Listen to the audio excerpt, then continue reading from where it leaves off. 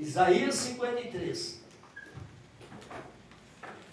Quem deu crédito à nossa pregação? E a quem se manifestou o braço do Senhor? Porque foi subindo como renovo perante ele e como raiz de uma terra seca. E não tinha parecer nem formosura. E olhando nós para ele, nenhuma beleza víamos para que o desejássemos. Era desprezado e o mais indigno entre os homens, homem de dores, experimentado nos trabalhos, e como um de quem os homens escondiam o rosto. Era desprezado, e não fizemos dele caso algum. Verdadeiramente ele tomou sobre si as nossas enfermidades e as nossas dores, e levou sobre si. E nós o repudiamos por aflito, ferido de Deus e oprimido, mas ele foi ferido pelas nossas transgressões e moído pela nossa iniquidade. E o castigo que nos traz a paz estava sobre ele, e pelas suas pisaduras fomos sarados. Eita Senhor! Todos nós andávamos desgarrados. Olha só, versículo 6. E todos nós andávamos desgarrados como ovelha. Cada um se desviava pelo caminho, mas o Senhor fez cair sobre ele a iniquidade de nós todos. E ele foi oprimido, mas não abriu a boca, como um cordeiro, e foi levado ao matadouro, e como ovelha muda perante os seus tosquiadores, ele não abriu a boca. E da opressão e do juízo foi tirado. A quem contará o teu tempo da sua vida? Porquanto foi cortado da terra dos viventes, e pelas transgressões do meu povo foi ele atingido. E puseram as suas pisaduras, e puseram a sua sepultura com os ímpios e com o rico na sua morte.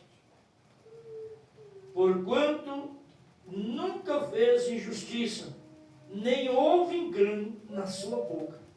Todavia ao Senhor agradou moê-lo, fazendo-o enfermar, quando a tua alma se puser por expiação do pecado, e verá a sua posteridade. Prolongará os dias, e o bom prazer do Senhor prosperará na sua mão. Glória a Deus, aleluia. Amém? Amém. Até aqui. Eu ia terminar de ler aqui, mas isso aqui está bom. Pode sentar, irmãos. Amados, essa profecia de Isaías é tão tremenda, que fala a respeito de Cristo, em tudo que ele tinha que passar. Por que Jesus, irmãos, teve que passar tudo isso? Por causa de nós. Olha, quando Isaías, irmãos, ele, não sei se foi ele mesmo o escritor, se tinha alguém que escrevia, que fala que o Senhor verdadeiramente, ele tomou sobre si as nossas enfermidades. Quem faz isso? E tudo que o Senhor fez, ele foi desprezado. Foi desprezado. Às vezes nós reclamamos, irmãos, só porque a pessoa não foi na sua casa, seu convidado não foi, você fica chateado. A pessoa não importou porque eu não tenho recursos. E o Senhor, com todo recurso, mas ele se humilhou de uma tal maneira, irmãos. Olha, o amor de Deus, o amor que Deus tem com o seu povo, com o povo desta terra, com os viventes. Que o seu filho, irmãos, ele se prontificou a padecer o sofrimento por causa da nossa vida. E para que isso pudesse acontecer, o Senhor não poderia vir no esplendor da tua glória. Ele teve que se esvaziar dele mesmo, tudo, se fez carne para habitar no meio da carne. Quando Jesus ressuscitou, que Maria chegou, que o Senhor falou, não toque em mim. Foi isso que ele disse? Ainda não é hora. Porque ali o Senhor, irmão, já tinha vencido a morte. Ele não estava mais na carne pecaminosa, mas ele estava na carne já purificada. Aí ele estava no esplendor da tua glória. Então ninguém poderia mais ferir. Por que ninguém atacou? Por que ninguém foi lá importunar o Senhor? Porque aí ele já não estava mais na carne.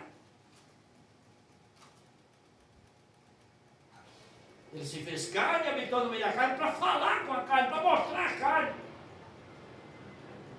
o peso que tem o pecado. E que mesmo assim nós, irmãos, anunciamos o Evangelho, muitos não querem. Mas Isaías falou, quem deu crédito à nossa pregação? Quem deu crédito? Bem-aventurado aquele que deu crédito. Você que hoje está aqui. Você que tem Jesus Cristo no coração. E o Senhor, principalmente o nosso Deus, vendo, irmãos, a necessidade, o teu filho veio e falou, e ele será levado como ovelha muda, que não abre tua boca. Inclusive, quando Jesus estava sendo julgado, que Pilatos mandou, falou, Herodes é judeu, então manda lá que ele vai julgar. E Herodes queria muito ver Jesus. Herodes queria, irmãos, que Jesus falasse alguma coisa, era o desejo dele. Só que levaram lá, ele permaneceu calado. Herodes falou, e Jesus não abriu a sua boca. Quando voltou para Pilatos, que você não sabe que eu tenho poder para te julgar, te condenar e te salvar, ele falou, tu não tem nenhum poder sobre mim. Aí o Senhor mostrou que ele não tem. E nós temos que declarar diante de Deus, pois ninguém tem poder sobre nós. A nossa vida espiritual, irmão, só Deus tem poder sobre a sua vida espiritual. Pode até ter poder na tua vida carnal, que eles tinham poder o quê? Na vida carnal de Cristo, até que ele fosse morto, sepultado, depois eles tinham poder. Mas quando o Senhor falou, tu não tem nenhum poder sobre mim, o Senhor falava da sua vida espiritual. Mostrando para nós, irmãos, nós somos submetidos ao trabalho, à exigência dos patrões. Eles têm poder sobre nós na parte material, mas espiritual não tem ninguém. Ninguém. Pode oprimir a carne, mas o Espírito em nós não. Porque você pode abrir a boca e dizer, eu tenho Jesus Cristo. Se a pessoa chegar para você, ela tem que falar, se você não negar Jesus, você vai ser mandado embora. Pois manda eu embora. E vou falar para você, tudo quanto é empresa, que ninguém vai te pegar para trabalhar. Você fala, eu vou catar latinha. Ele vai falar, eu vou mandar umas pessoas na sua frente, catar tudo, você vai ficar sem nada. Mas o Senhor vai fazer daquela grama ali, surgir frutos que vai me alimentar. Que diz o Senhor e garante, os pássaros não plantam, não colhem, mas não ficam sem comer. Aleluia. Deus é bom. É dessa maneira que eu creio, é dessa maneira que eu vejo Jesus Cristo na minha vida. Que o Senhor não vai deixar eu perecer. Pode até faltar, mas não perecer. E o Senhor saía fazendo a obra de ninguém. Mas aqueles que criam, aí eles procuravam o Senhor. Mesmo aqueles que não criam, ia ver. Tem muitas pessoas que vêm do papai por curiosidade. Quando ele vê a realidade, que a glória de Deus manifesta, ele acaba aceitando Jesus. Eu assisti uma reportagem de um cidadão, de um ministério, não sei da onde, que ele foi comprado para ir lá fingir que era cego. O pastor pagou lá uma fortuna, um dinheiro lá para ele. E ele chegou na igreja. Quando ele chegou aqui, o louvor, a palavra, ele sentiu. Ele não teve coragem, ele falou, eu não sou cego. Pastor, eu não quero ser como eu. Eu não quero porque eu não sou cego. Mas não, ele está, ele falou, eu não sou. Porque o Espírito de Deus, irmãos, o que fala? Ele é quem move, ele é quem faz você se alegrar. É o Espírito Santo. E o Espírito Santo mostrou para aquele homem, ele estava sendo comprado, mas aí ele não quis mais. O seu dinheiro não me compra. Olha que tremendo, né? E você, irmão, você não pode ser comprado. Você não pode, porque Jesus já pagou o preço. Quando Isaías profetizou aqui, que ele foi levado aos seus tosqueadores. Quem eram os tosqueadores? Aqueles que estavam para condenar Jesus. E veio testemunha, comprado. Você vê que isso aí já vem, ó, de lá. Não é da agora nas igrejas, agora isso já vem, ó. Eles compraram testemunha falsa, pagaram para testemunhar contra Cristo. Para eles terem poder para condenar. E Jesus sabia, irmãos, que ele ia ser condenado à morte, porque ele veio para isso. O cordeiro, irmãos, que ele sacrificava antes, o derramamento de sangue era para a remissão do pecado. Aí o Senhor falou, de uma só vez, um cordeiro só. Eita! Vai valer por todos os cordeiros do mundo inteiro, um só. E como foi lido lá em João 5, João 1 e 2, na abertura do culto, e João fala, filhinhos, não pequeis, mas se pecar tem um advogado, e o sangue do Senhor Jesus Cristo nos purifica de todo o pecado.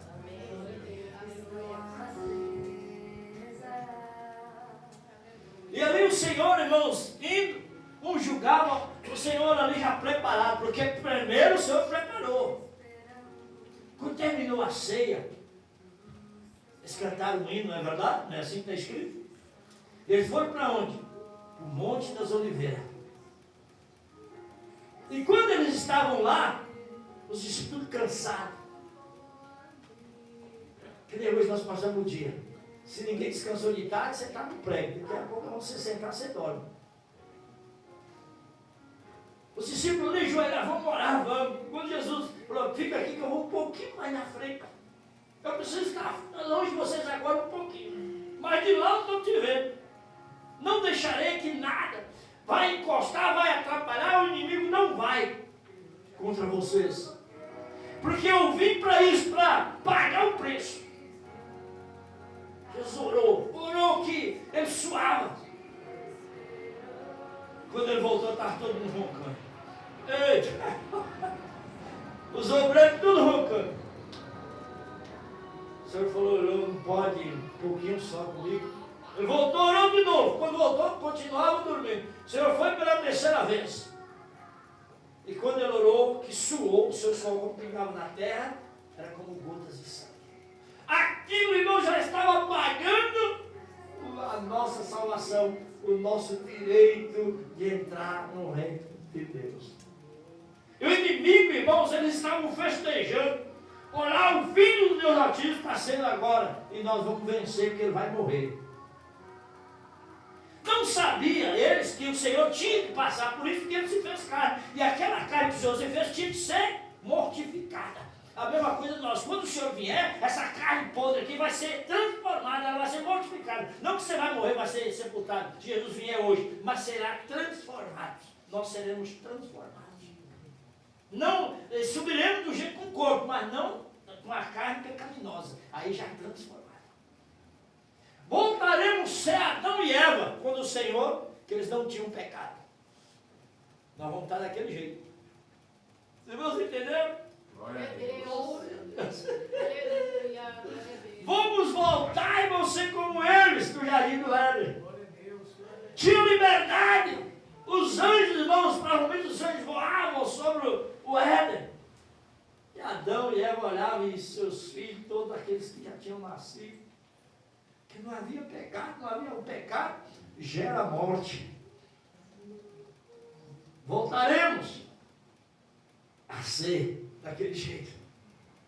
Não mais aqui na terra, mas na glória de Deus. Vamos entrar no Jardim do Éden, mas lá na glória. Quando Paulo disse, eu vejo, quando o jardim do Éden desceu à terra. Eita glória! Quando a transfiguração de Cristo que estava ali foi transfigurado, o céu, irmão, se expandiu, ele se explodiu, melhor dizendo, e desceu. E quando o jardim do Éden desceu ali, Pedro, os que estavam ali com eles, olhou e viu que estava ali Elias. Eita glória, Moisés estava ali. Olha.